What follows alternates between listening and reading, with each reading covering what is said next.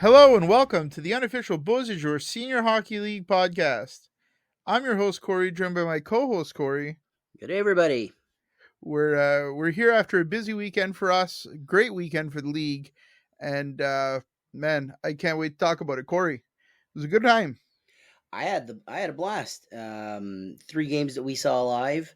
We can't do that every weekend, obviously, but No, it gets a little tiring driving the long distances like we do, but when we do it, it's worth it. You know, I think if we do that every couple of weeks, every couple of weeks, yeah. got to recover mentally and just get a little bit of sleep after one of those. But there were 3 really good games, to Absolutely. be fair. Let's get into Friday. Friday, Bucktouche beat River Valley in Bucktouche.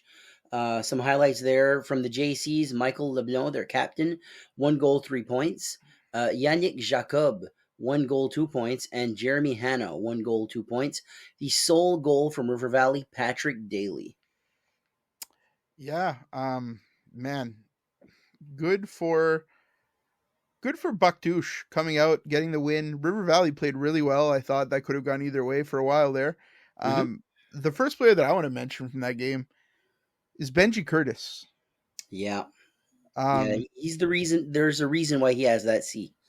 He laid some hits along the boards. Man, he crushed some guys. He was chipping in. I noticed really late in the game, he almost went end to end one time and then fed a really nice pass. And they didn't score on it, but he still put in a lot of effort. And you got to respect a guy like that, just trying to put the team on his back and go. A heart and soul player, absolutely. Yeah, man. There was one hit though where he we were on the opposite side of the ice, but it just shook the very empty building. Yeah. Those, man, it's depressing to see. It really is. I'm confident that it'll get better.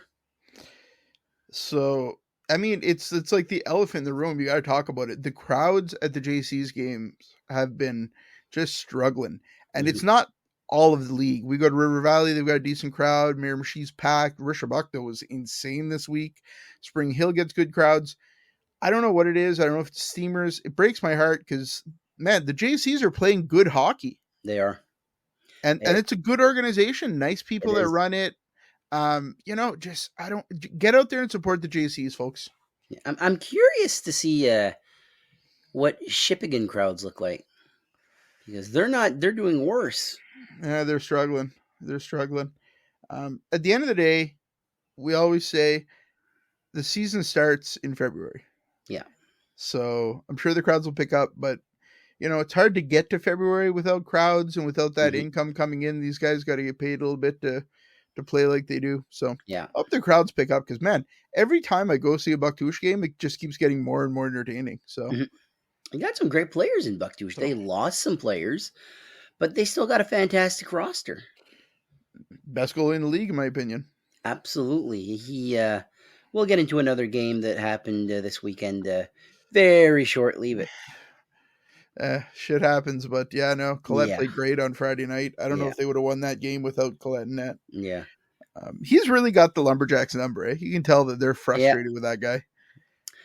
Hockey logic is such an entertaining thing for me, where some teams just have the number of another team or a specific player, like Colette with the Lumberjacks or the Lumberjacks and the Hawks. The Lumberjacks definitely have the Hawks number. Yeah. But next game on the weekend, Miramichi beat Tracadie 3-2. Some few highlights here. Chris Keating gets a goal. Billy Gaston gets 2 assists, both from Miramichi. And Tracadie's Nicolas Richard, 2 goals. Chris Keating continues to light it up. One of the faces of the league. Like, doing this podcast, you keep seeing the same names. Excuse me for that. And we're going to talk about a few more as the podcast goes on. But we keep saying the same names, and it's Corey. We just keep Corey. Yeah, it's the same names over and over, man. Depressing, isn't it? A little bit. But as far as the league goes, Chris Keating is one of the faces of the league, in my opinion. I agree with that, yep. He's a great player. He's fun to watch. So, and he was a guest a couple weeks ago, so go back and listen to that episode if you haven't. Fantastic guy. Great guy. Man, that game looked good. Did you see the Russell fight? I did. Good fight.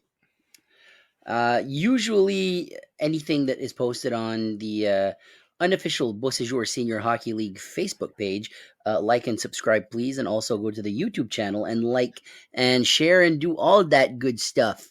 But anything subscribe on YouTube. We need some subs. Subscribe. There you go. I watch everything from both podcasts, the hockey and wrestling one, and just the Miramichi Trackety game. I caught the end of it. I got the last period. We were the Roxanne Merrill Young stream. Yeah, give her a follow. She's always streaming the Miramichi games. If you can't make it to the game and they're in Miramichi, you can follow her. It almost gives you a way of seeing a team that you don't see too often. Yep. Yeah, man. I mean, and Miramichi looked like a good crowd. Looked like a phenomenal game. Yeah. Oh yeah. Saturday. Oh, Saturday. Where do you want to start? On my notes, I got Dalhousie beating Bucktouche with a score of Corey. It's all yours. Was it 10-0? 10-0. And apparently, I don't know how true this is. Did the JCs only dress like 10 players or something like that? Yeah, I guess they only had 10 guys. They had a really short bench. So that makes it tough. That makes it horrifying. Against Dalhousie. Just so we're clear, though, Dalhousie outscored Bucktouche in their season series 19-0 this year. Yeah. That's rough. It's very rough. If I may, oh God, and it's long. Goal scorers and points in this game, all from Dalhousie, obviously. Pascal Valcourt, 2 goals, 4 points. JJ Allison, 2 goals. Alex Blaze, 1 goal, 3 points. Blake Kaplan, 1 goal, 3 points. Vincent Charette, 2 goals, 3 points. Francis Thibault, 1 goal, 3 points. Jessyko Bernard, 2 assists. And Joey Bernard, 3 assists. So it's pad the stats night. Yeah, it's a rough game for Bucktouche. I really hope that this doesn't dissuade people from Bucktouche from going to games if they see a score like this, because I don't think that there's anything to read into this. Only 10 guys made the trip. It's the Christmas parade in Moncton. There's holiday parties. There's stuff going on. Guys are busy. Mm-hmm. If Bucktouche dressed their entire lineup, I think the outcome might have been the same, but it definitely would have been a lot closer. So if you're from Bucktouche and you're looking at that and laughing and thinking, oh, I'm not going to go see a JC's game, think again. I'd get out, check out the JC's. Really good hockey. I think we're going to be there again in a couple of weeks when Miramichi's in Bucktouche. Yeah. One of my favorite rinks in the league. So it's favorite rink. It's hard because that Springhill arena is really growing on me. Yeah, it's a beautiful rink, man. Another cold. Rink. Holy shit, was that cold on Saturday? Yeah, cold. But there's another one that, like, I'll admit I'm not a fan of the benches, but the rink is so cool. The Doketown rink. Oh yeah. I'm partial to the Doketown rink. We'll get back to Doketown. I've actually got an announcement that I'm going to make on this podcast to do with Doketown. So stay tuned. That'll probably be in about 10 minutes.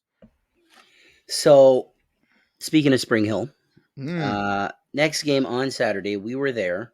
Yep. So Springhill beat Tracadie 11-5. That was a fun game. It was very fun.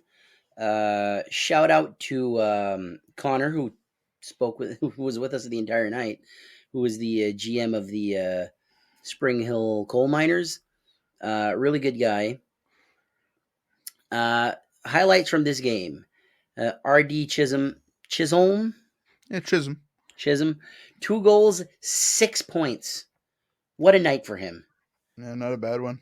Michael Clark from Springhill as well, 2 goals, 4 points.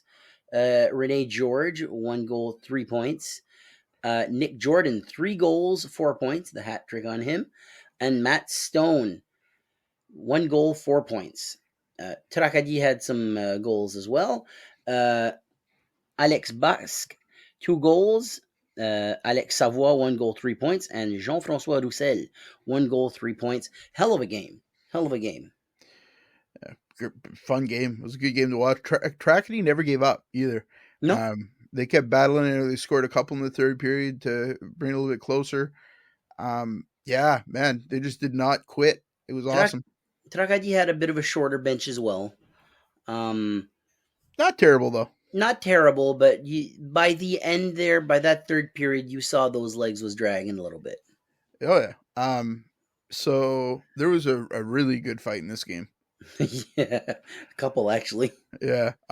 So to be fair though, in both fights, in my opinion, they were pretty legit fights. I mean, both guys dropped the gloves, both guys went. Bobby Davis, I think what happened here is somebody wanted to fight with Bobby Davis.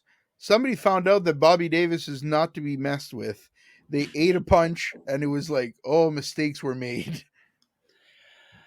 I think here's my thinking of it.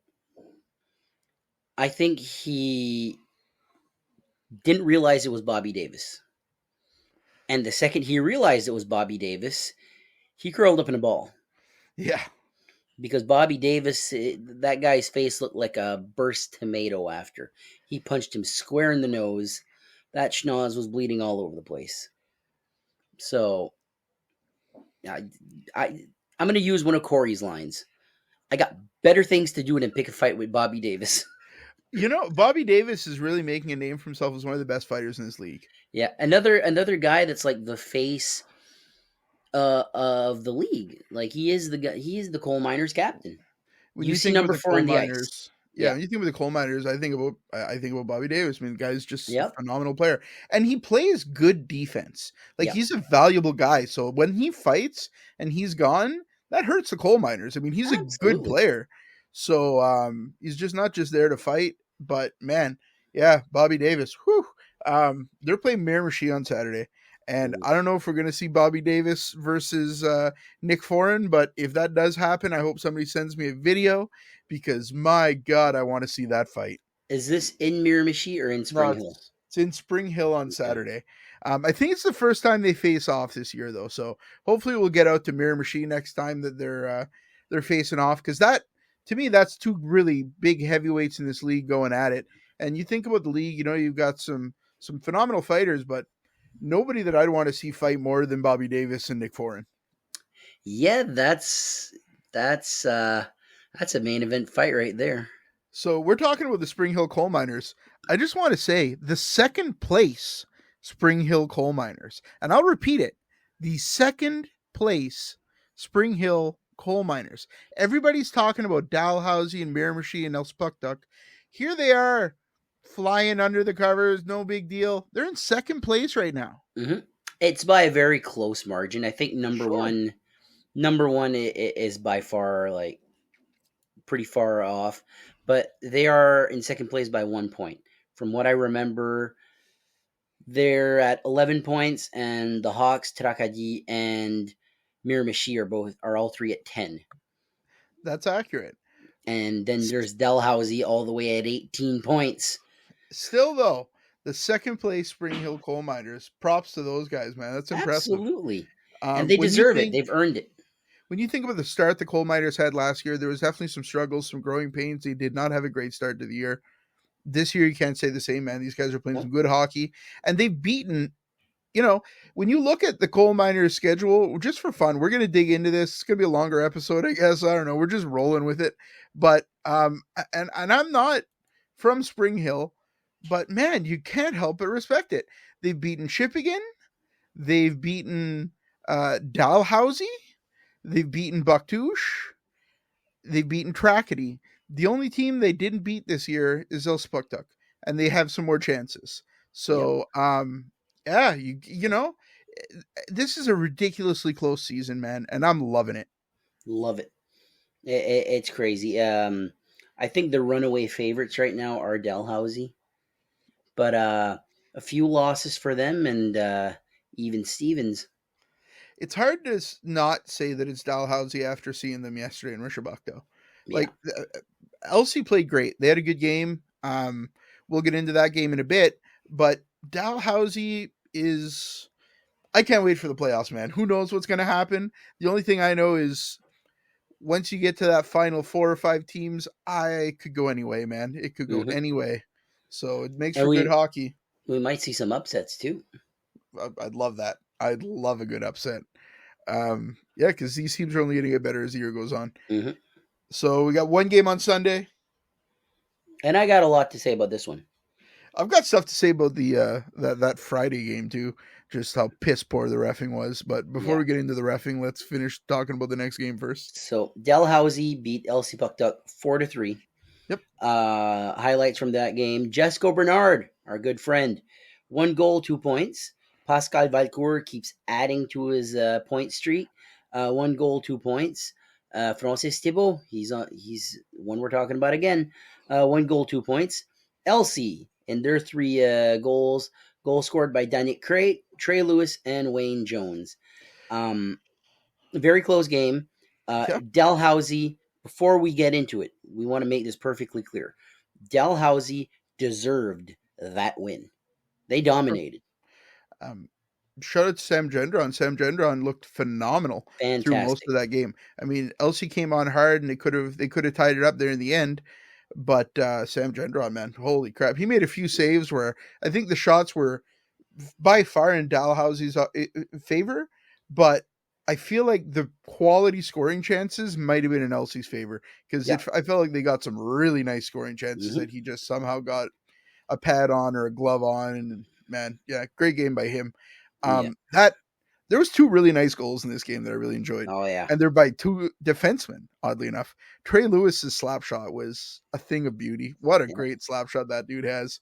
And that Thibault goal, end to end, snipes it. Just a gorgeous shot. Yeah. Not shocked that that's the kind of goals we're seeing from these 2 teams. These are some talented guys.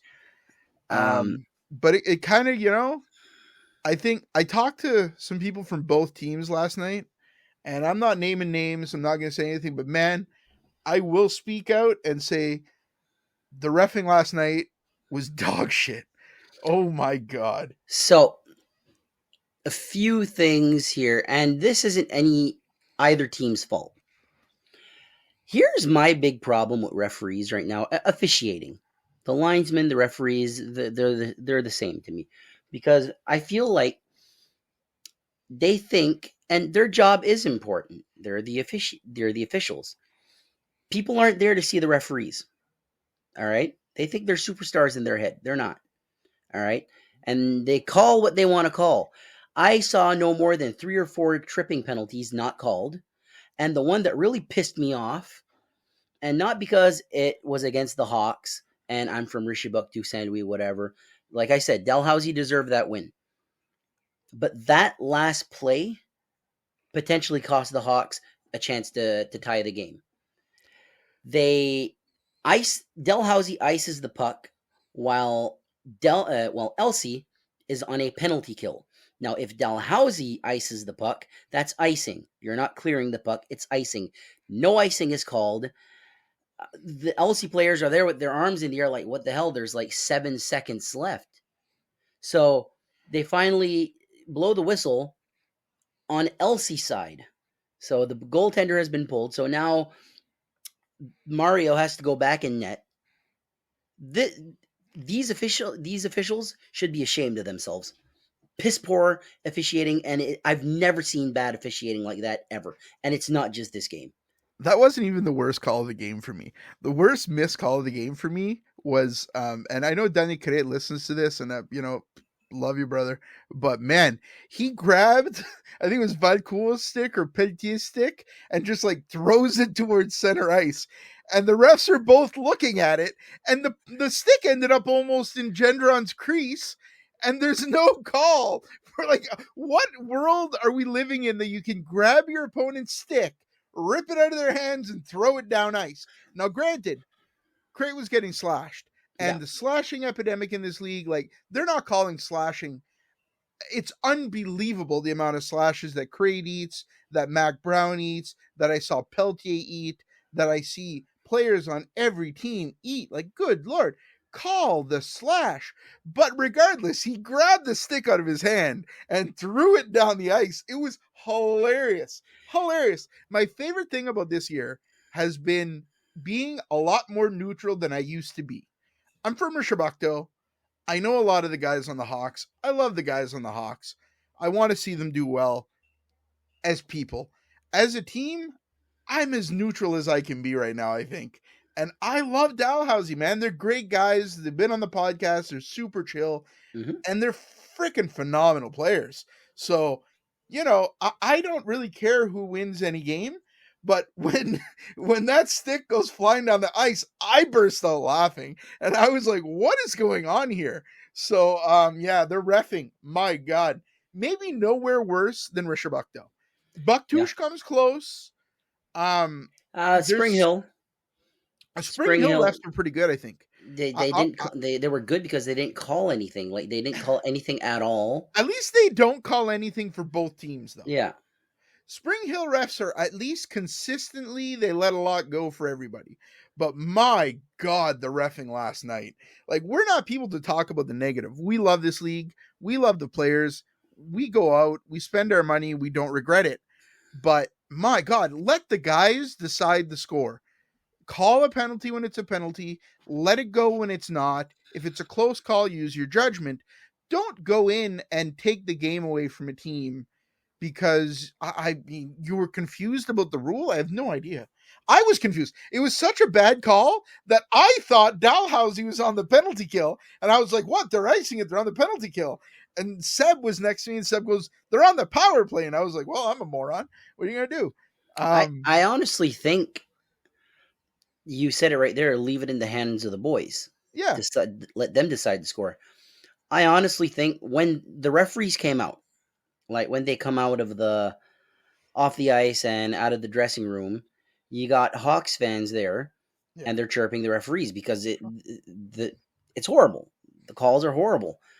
And a few times I saw the referees like eyeball some fans as if saying, okay. And it's bad where the refs come out. I don't like where the refs come out in Rishabakto. No. I understand that's the refs' room, but like, man, no other league do you come out straight through all the fans unless River Valley has a super crowded rink.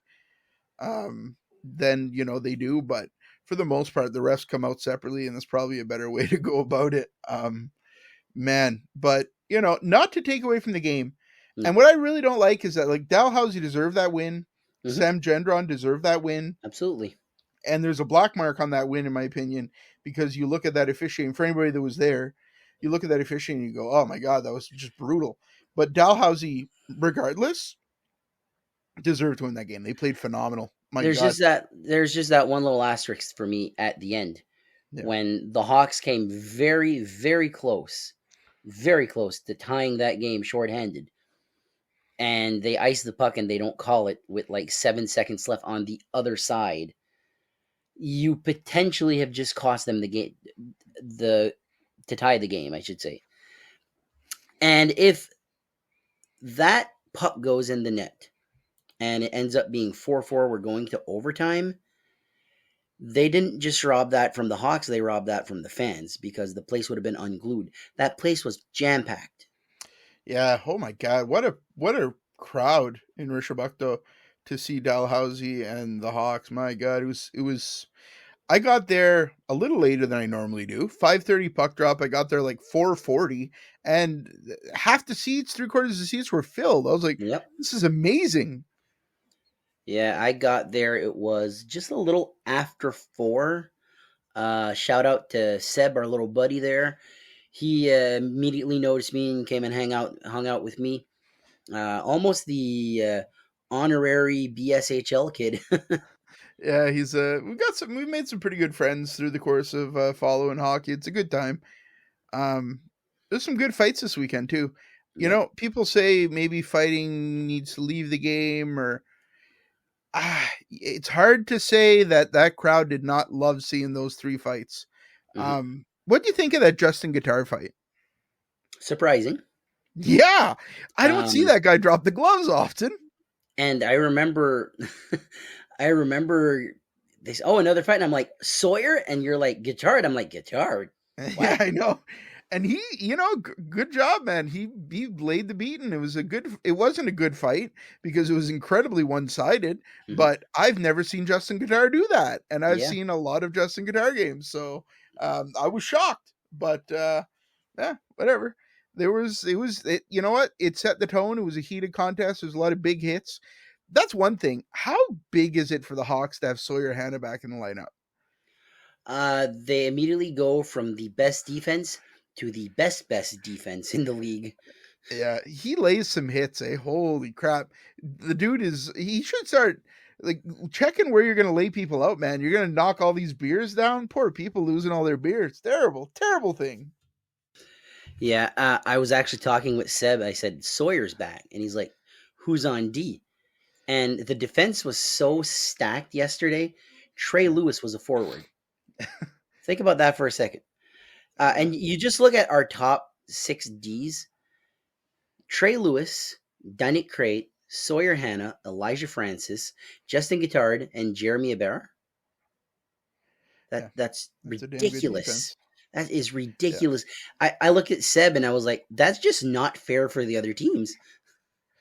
But yet somehow teams are pulling out wins against the Hawks, so good for them. They are.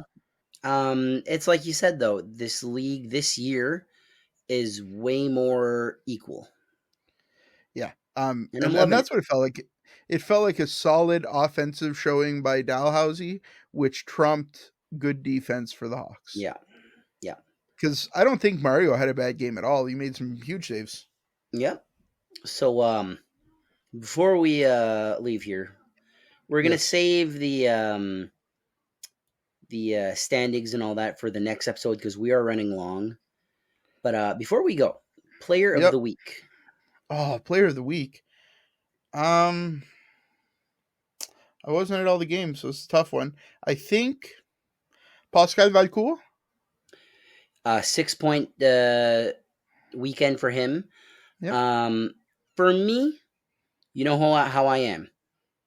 If you can do it all in one game, that gives you extra credit for me. RD Chisholm, 6-point game, 2 goals, 4 assists. That's my player of the week. You know who I think over the course of the last few weeks has become one of my favorite players to watch? Who? Bobby Davis.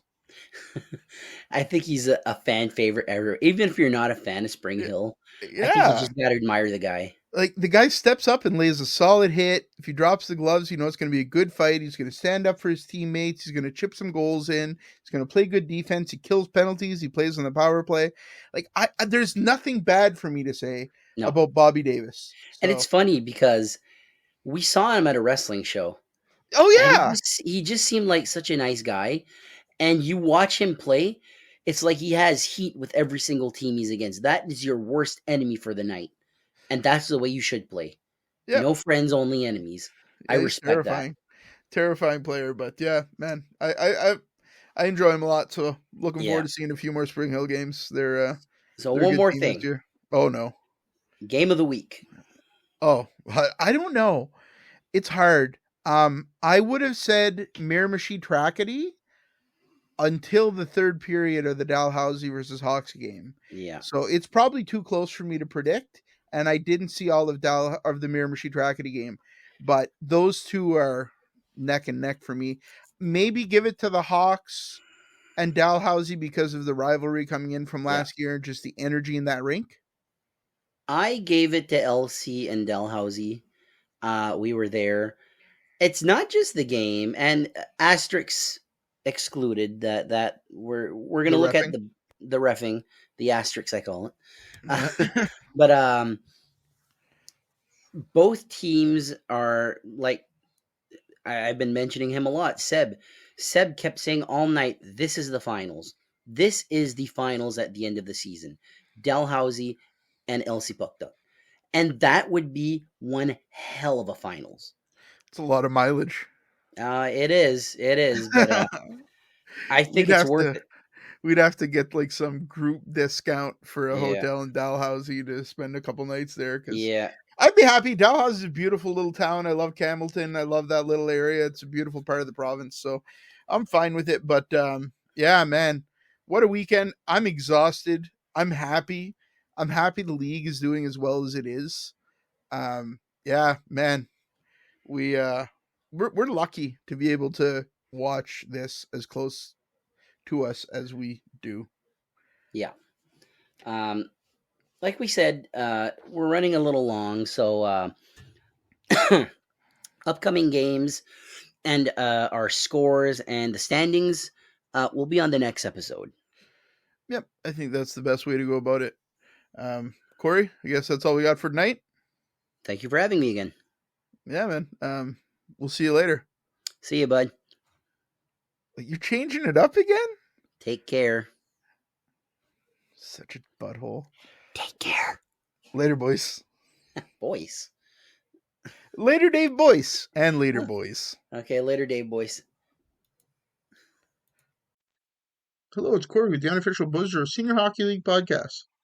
We're going to be throwing to our interview with Jessyko Bernard here in a few minutes, but before we get to that, I want to talk about a giveaway that's going to be coming up on the page in a few days. We're going to be partnering up with our friends at Flow Hockey out of Doketown, New Brunswick, and they're going to be doing a giveaway with us where you're going to be able to get a free cap, some sandals, or as they like to call them, summer skates, which I absolutely adore, and a couple burgers and some drinks from the canteen in Doketown. So really excited to do that. We love Doketown. We love Flow Hockey. There's some great people there. So keep your eyes peeled to the page. There's going to be a giveaway with them coming up. Really just a pleasure to work with such a great company. So keep your eyes out for that. And we hope you enjoy the interview with Jessyko. See you soon. We have a special guest today, Jessyko Bernard, Dalhousie Marauders. Hey, thanks for having me on, guys. My pleasure, man. Thanks for coming on. Jessyko, you've the Marauders have a huge game this weekend. A couple of big games. They're playing Bucktouche in Dalhousie. And then last time the Marauders were in Elsbucktuck, it was a hell of a game. So, man, we're pumped to see you guys again.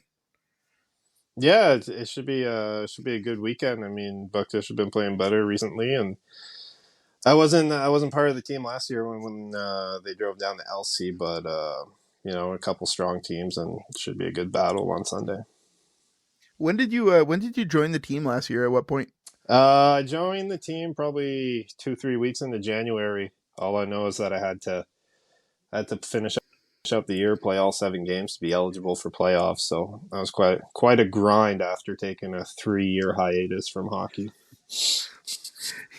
Yeah, it must have been something. What led you to playing for Dalhousie last year? How did that come about? I mean, I was definitely getting the itch to play. Winters are long in Canada, and my family's still up there, so it gives them a chance to come see me play because honestly, they haven't been to many games since I played in the Q over 10 years ago. So it was just an opportunity to play in front of my family and get that competitive itch sorted out there. Now that makes sense. You mentioned playing in the Q. You played for the Mooseheads, the Huskies, I think the Rocket as well for a little stint.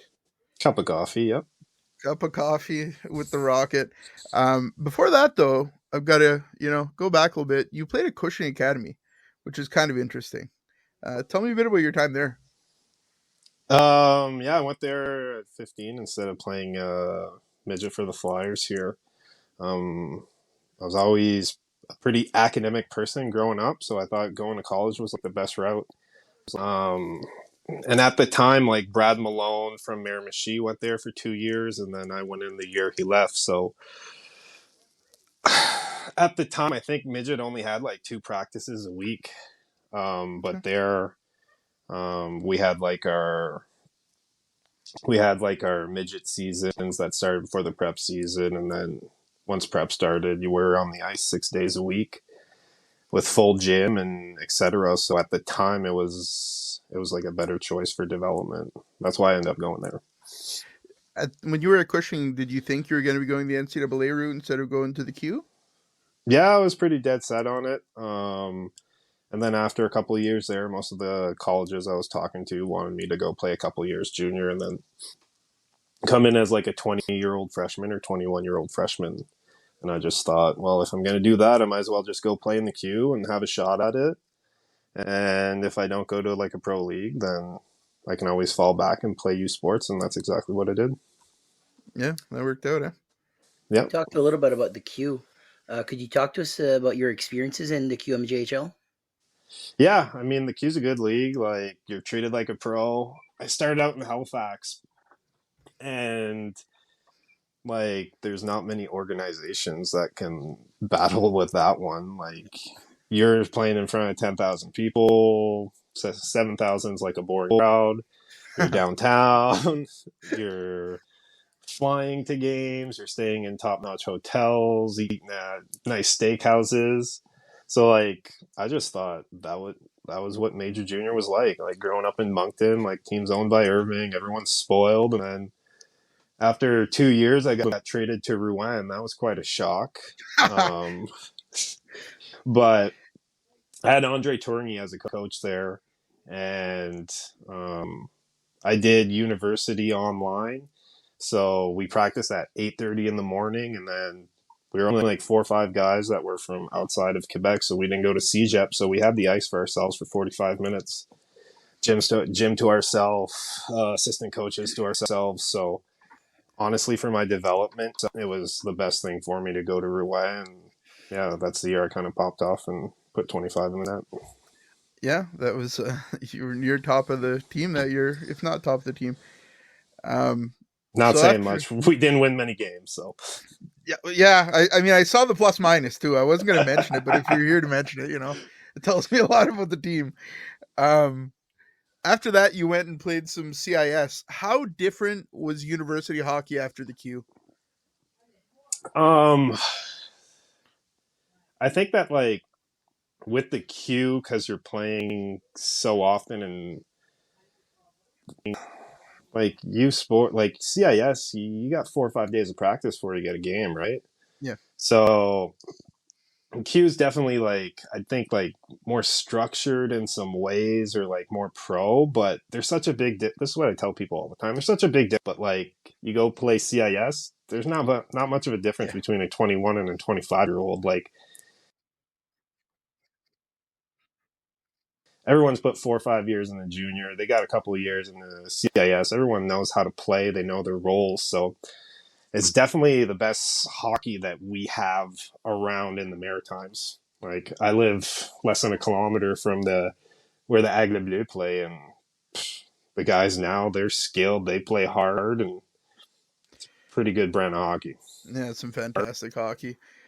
You know, you mentioned that, and it's kind of something not a lot of people around here take advantage of. You see the games in Moncton; they're not super well attended. You could probably argue that some senior teams probably pull better crowds than the university teams, which is kind of crazy. Definitely. I mean, like, it's probably 100 people at a Aigle Bleu game, and in Dal, we probably get 1,500 fans. Miramichi has good crowds. Like, I mean, I don't know what it is here, but I know the Wildcats aren't pulling anyone when they're at the Avenir. Might be the $12 beers, but yeah, I don't know what it is. Yeah, exactly. But yeah, I love how the small communities are back in their senior teams, and it makes it fun for us guys that are semi-washed up to go out and compete. Semi-washed up. It's still some of the better hockey you can see in this province. To be fair, when you see two good teams go at it, like your game against Miramichi, that was damn good hockey. I mean, you guys really click on like some level. You guys cycle the puck better than any other team in the league, in my opinion, which is just fun to watch. I think we're a team that works, but we have some skill up front too, and guys on our team have been playing on the same lines for a while now, whether that's in senior or when they play junior, or even the high school guys. Like, guys that play high school on our team, they have like the records up north for like most points, etc. So yeah, we have a good team. We play simple and try and play for each other. Do you guys ever get to practice? I know some teams do like once a week. the guys that live in the area, they get to practice once a week, but us Moncton guys, we either have to play beer league down here or don't play at all. I know Vaikool on our team, he works at an academy for hockey, so he's on the ice every day. He's not practicing, but at least his touches aren't feeling foreign when he steps on the ice on the weekend. After you were done in the CIS, an interesting thing is you played some time in Australia. Not really a hotbed of hockey, I wouldn't think. What's that like? What's that experience? Honestly, like that was probably the best hockey experience I had in my life. I was coming out of university, didn't have a lot of money in my pocket. Wrote my last exam in options and futures. You ever watch the movie Big Short? That's what it was. I was done with school. Flew out the next day. It was like a 37 hour trek to Perth, just following the sun. Didn't know what it was. And then got there and it was hockey. It wasn't organized, but man, we were well taken care of. We'd fly to every game. Like, we'd have lounge passes, stay downtown every city. We'd practice twice a week. Yeah, and if we wanted to be in Melbourne or Sydney, the guys would fly back out on Sunday, but we would stay Tuesday, Wednesday, and then fly back, play games on Saturday, Sunday, and just repeat. It was an opportunity to travel too. We were 4 imports on the team. We had one guy that signed an NHL deal. Ben Bro, who played in Quebec City and Baie-Comeau forever. He was on that team. And then former captain, NCAA, probably had like a 6-7 year career in Europe. And then I was just like this young guy following them around, but pretty good time. What were the crowds like? Bali. Crowds are good. Like probably like 800 people, couple thousand people in the finals. But Australia's a sports country. Like everyone's fit, everyone's doing something. There's the beach life, and like our games, like we play on Sunday and they were nationally televised like on the Wednesday or Thursday just to get people to watch hockey. Like that place is an athletic country, and oh yeah, unbelievable experience. Yeah. It's amazing. So good I went back the year after. After that, you came back, played a little bit in the States, in Pensacola. Yeah. So after my first year, I went to France, back to Australia. Then I went to the States, Pensacola. Got down there, loved the setup. Told them didn't want to go up to the coast. Had a couple spots, but when I turned pro, I decided I wanted to travel. Yeah. To use it as a paid vacation, and I had a condo on the beach, right on the Gulf. It was 35 degrees, like 6 out of the 7 months I was there. I couldn't complain. Yeah, be in sandals, walk to the rink, and it's still pro. It's the SP, whatever you want to call it. Stop playing hockey league, or should have practiced harder league, or the shit piss hockey league, but it was a good time, good group of guys down there, and it was a good year, good experience. Right on. After that, you went back to Europe for a couple of years until the pandemic, I assume. I see you stopped playing in 2020, so exactly, yeah. I went back to France. Ended up playing on a team where I was on a team with a guy who played in Halifax and Rouen. We're like 9 Canadians on the team. Nice. Bunch of youth sports guys. So we could have 11 imports. We're 9 Canadians. 1 Czech and 1 Finn ended up winning the league. But yeah, we just bullied everyone else around. But it was a good year. Got to win a championship. Something I was itching to do. If you look at my playoff record early in my career, the experience is not really there. So, kind of why I chased the game around for a while. Yeah, makes sense to me. And then after the pandemic, you come back to Moncton and just kind of settle into family life a little bit. Oh, exactly. Last year, went to Belgium, treated it as a victory lap. What it was going to be salary like,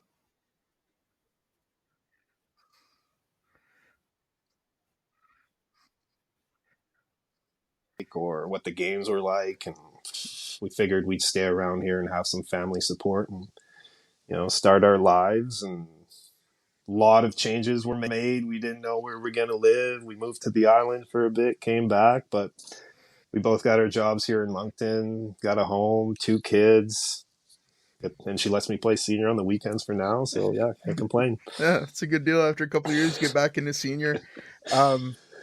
So this team, man, you're telling me all these stories with all these different teams. This might be one of the, I don't want to say the most skilled teams you've been playing on, because some of those teams you played on in Europe are pretty skilled, but Dalhousie's got a lot of skill this year, man. You guys are playing some really good hockey. Yeah, I mean, we started out pretty good, 5-0, and then lost 2, and then we turned it around for another 2. But I think the main difference with this year is that we brought in some good defensemen. So a lot of our guys that were playing D last year were actually forwards. So I think you can see more of the skill when guys are playing their natural positions and just getting the puck moved up quick. And we got that depth. We're not tired, so we're going out there. We got some energy, so all lines could score. I mean, the last 2 games on the weekend, it wasn't the first line that won us the games. It was our depth, and if we can keep that depth throughout the year, I think we'll have success. So yeah, I think that's the key to our team. Absolutely. Corey? Jessyko, do you, by any chance, have any pre-game rituals or superstitions? Being as old as I am, I just warm up the same way. I put my gear on the same way. But other than that, I try and keep it pretty loose. I used to have a lot more when I was younger, but it's something that I've worked on to just keep it light. I've played enough hockey in my life to figure it out and have success. It's not gonna be touching my head or tying my skates or whatever that's gonna make me put the puck in the net. So yeah, just try and keep it as simple. What do you like to listen to before you play? What's on your playlist? So like normal games, if I was pro, I'd probably put on like some classic rock in the afternoon after my nap. And then some like 90s alternative or something like that. That'll get me fired up for the game. Not too hyped up. Yeah, just enough to wake you up. I feel you. Jessyko, when you're not playing, when you're just going to see a hockey game, do you have any favorite foods that you like at a hockey rink? Oh, if I'm in Quebec, I gotta have a poutine. Like, it's a favorite here. Yeah, you got to try out the fries at the rink. It just, I don't know what kind of grease they're using from rink to rink, but yeah, that's what you got. Those small communities, they just have it figured out on the fries and the poutine. So yeah. I agree. The older the rink, the better the poutine, which kind of freaks me out a little bit. The older the grease, my friend. The older the grease. Shit. Man. Corey? Yep. It's so that's about all we got today, I think. Jessyko, just like to keep them about 15-20 minutes. So man, it's been a pleasure having you on here, having a little chat. We just really want to try to bring a little bit of the light to the fact that a lot of these guys that are playing senior have so much skill. They've kind of been all over the place, and now they're in your backyard. So get out and support it. Right on. Well, thanks for having me on, guys, and thanks for spreading the word with the senior out there. I think a lot of people are missing out on some good hockey, and glad you guys are promoting the game in the league, and hope to see you guys around. Yeah, man. We'll be in Dalhousie next week. We'll see you guys this week, and I'll see score a nice goal for me, would you? I'd like to get some good clip here, so no pressure. None at all. I'll just tell my guys to keep passing the puck. That's right. That's right. Tell Valcour you're open. Oh, he knows. All right. Thanks, brother. We'll talk soon. Thank you.